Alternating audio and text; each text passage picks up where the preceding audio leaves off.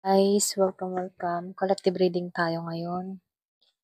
Tanong natin ngayon, gusto ko pa ba niyang hanapin, okay? Sa no contact situation. May pag-asa pa ba? Ayan. Give me the message. Gusto pa ba niya ikaw hanapin? Or gusto ka pa ba niyang puntahan? Give me the message. Gusto ka pa ba niyang puntahan? Itong taong iniisip mo. Gusto ka pa bang puntahan ng taong iniisip mo? Give me the message. Gusto ko pa ba ng taong iniisip mo?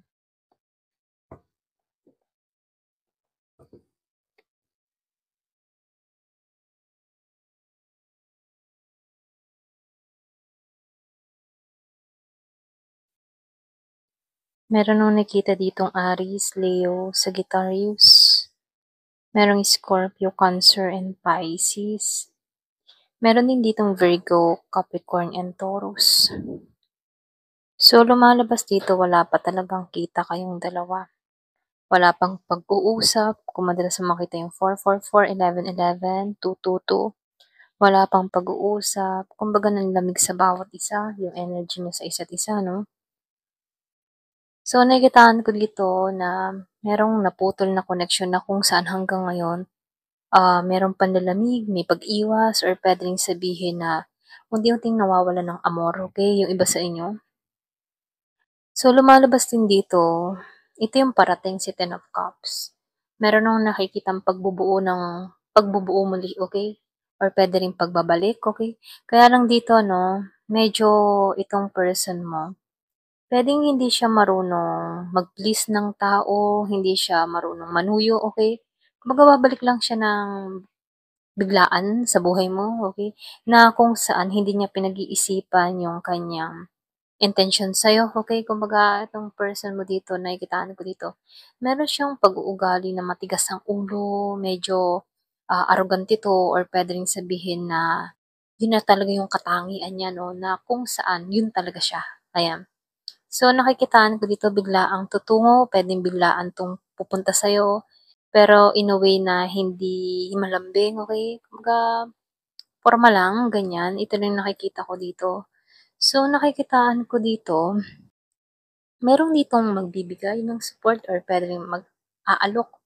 Meron siyang ibibigay or pagkakalob sa'yo dito. Kasi nakikitaan ko dito, hindi malambing 'tong person mo, okay? Hindi siya malambing.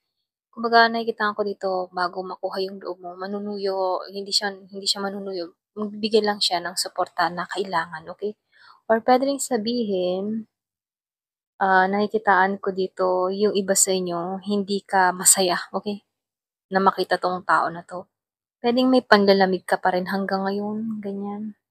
So nakikitaan ko dito 'no, yung iba sa inyo, meron akong nakikita dito na matindi yung tampuhan na nangyayari or naganap sa inyo dito kung bakit nawawalan ka ng gana, hindi ka masaya, hindi ka excited.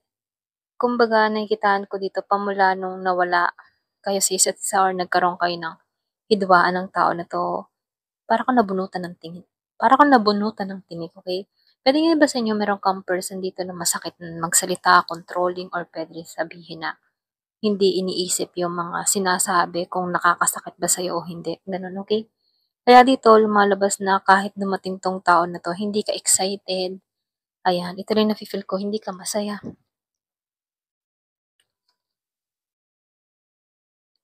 So, meron akong nakikitang Aries, Leo, Sagittarius, meron ding Virgo, Taurus, and Capricorn. So, lumalabas dito, no, meron ditong mga alaala na pilit na pumapasok sa kaisipan ng tao na to. Okay? Kumbaga yung iba sa inyo, hanggang ngayon single ka pa rin. Kumbaga, papasok lang to sa buhay mo na parang wala nang nangyari. Ganun, okay? Ito rin nafe-feel ko. Medyo may pagka kapal mukha din ng person mo dito, no? Ito rin nakikita ko, yung bang tipo na kahit may mga kasalanan or atraso siya dito, dinededman niya yung mga usapin na yun, okay? Para mapagtakpan yung kanyang mga nagawang pagkakamali sa'yo. So, nakikitaan ko dito, tutungo to na parang wala lang, ganyan. Kaya dito, nakikitaan ko dito, hindi ka masaya. So, pwedeng iba sa inyo, kasal ka pa rin sa tao na to. Kaya dito 'no, no choice ka. So nakikitaan ko dito meron kang mga pinagdadasal dito na kung saan ano, pinagpapasa-Diyos mo na lang ang lahat na ng nangyayari sa inyo dito. Kaya lang dito 'no, talagang hindi ka nagiging masaya lalong-lalo na gusto ng tao na 'to na makipagkasundo sa'yo, ganyan. Puwede rin sabihin na tungo 'to pero kulang pa rin yung inaabot na pera sa'yo. Kumbaga kung meron kang anak mula sa tao na 'to, kulang at kulang pa rin yung suporta na ipinagkakalob sa'yo dito. Kaya dito 'no, nakikitaan ko dito na na yung bang nalulumbay ka 'pag nakikita mo 'tong tao na 'to, hindi ka masaya. Nakikitaan ko dito very okey, disappointed ka gano'n. Ito lang nakikita ko sa'yo. Kumbaga nafi-feel ko sa'yo na hindi ka masaya kung magtutungo 'tong person mong ito, okey? Pero dito 'no, lumalabas na hahanapin ka pa rin ng tao na 'to lalong-lalo na kung alam ng tao na 'to yung bahay mo at hindi ka naman lumipat ng lugar ano. May balak pa rin 'tong tumungo sa'yo, ayan. Given the message, ano pa yung mensahe?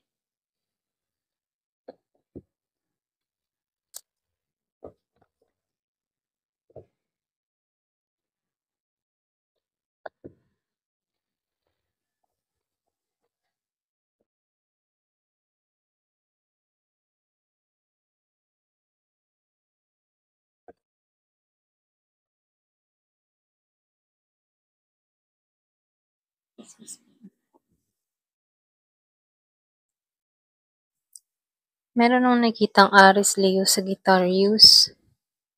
Talagang may away kayo nito 'no, ito lang nakikita ko dito lumalabas na meron ka talagang sama ng loob. Kaya dito 'no, na naiinis ka kasi nakikitaan ko dito tutungo 'to basta-basta ng gano'n-gano'n na lamang, na hindi man lang inaayos yung issue sa inyong dalawa. So dito nakikitaan ko dito na yung iba sa inyo hindi mo 'to kikilalanin, puwedeng tumungo man 'tong tao na 'to andun pa rin yung pagiging defensive mo dito 'no. So lumalabas dito na puwedeng pagtutulakan mo 'tong umalis or puwede ring sabihin na magagalit ka kasi nakikitaan ko dito merong hantong na away sa inyong dalawa.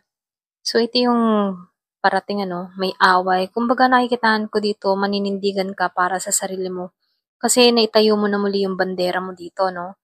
So nakikitaan ko dito malaki yung transformation na nangyayari sa'yo hanggang ngayon kahit may mga problema kang dumating na kaya mo yung sarili mo. Kaya dito 'no, yung iba sa inyo ipagtatabuyan mo 'tong tao na 'to kasi nakaya mo na yung sarili mo nang wala siya rito.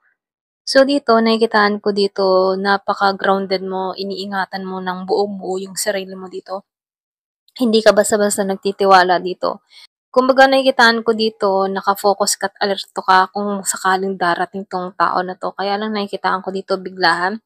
So yung biglaang parating ng tao na 'to merong hantong na away, gulo or conflict na magaganap dito. So, nakikitaan ko rin dito 'no, merong nag-iintay, puwedeng nag-iintay ng timing. Kung meron kang kadiling na nasa ibang bansa, puwedeng nag-iintay siyang matapos yung kontrata. Yung iba sa inyo, gusto ng tao na 'to ng bagong simula sa'yo. Kaya lang dito 'no, nasa sa'yo yung pagpapasya kung tatanggapin mo pa rin 'tong tao na 'to.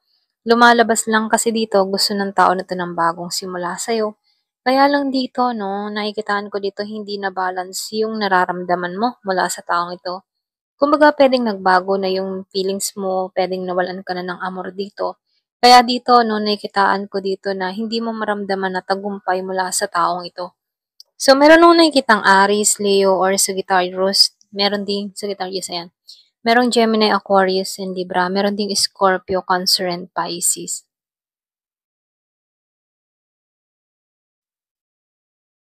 So, dito 'no, nakikitaan ko dito meron kang tapang, lakas ng loob. So, nakikitaan ko dito meron kang yung tipong sa panahon ngayon, mas pinagtutuunan mo yung sarili mong paglago, ito lang nakikita ko. Kumbaga nakikitaan ko dito na buo yung kalooban mo dito, ayan, ito lang nafi-feel ko sa'yo.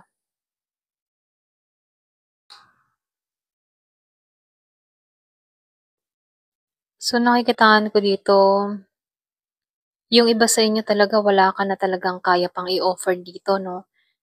Kumbaga hindi mo siya kayang bigyan ng pagkakataon dito, wala ka ng nararamdaman or puwede ring sabihin na walan ka na talaga ng amor dito. Yung iba sa inyo 'no, nakikitaan ko dito, meron lang ditong tao na nawawalan na talaga ng amor, wala na siyang pake dito sa person niya, iniipanalangan na hindi niya ginagawa 'to. So, dito mas pinagtutuunan na lang niya yung sarili niya. So, nakikitaan ko dito, meron ka kasi ditong tao na puwedeng selfish, hindi niya kino-consider yung sitwasyon ninyo, okey?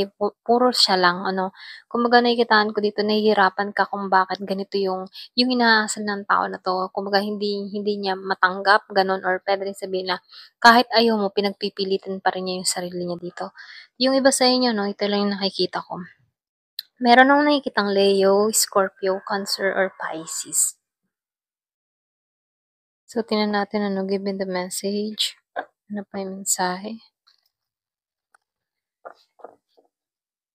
Give me the message. Ano pa yung mensahe?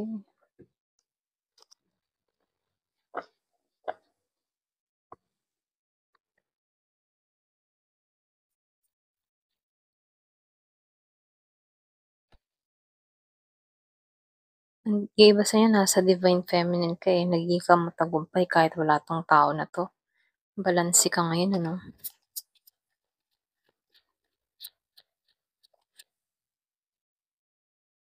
So, nakikitaan ko dito feeling empty, merong naiinip, nabo-bored sa sitwasyon, nagiging mababaw siya rito.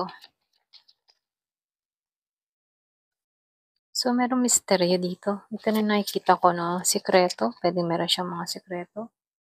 Merong maghahabol, merong tutungo, merong pupuntahan ka.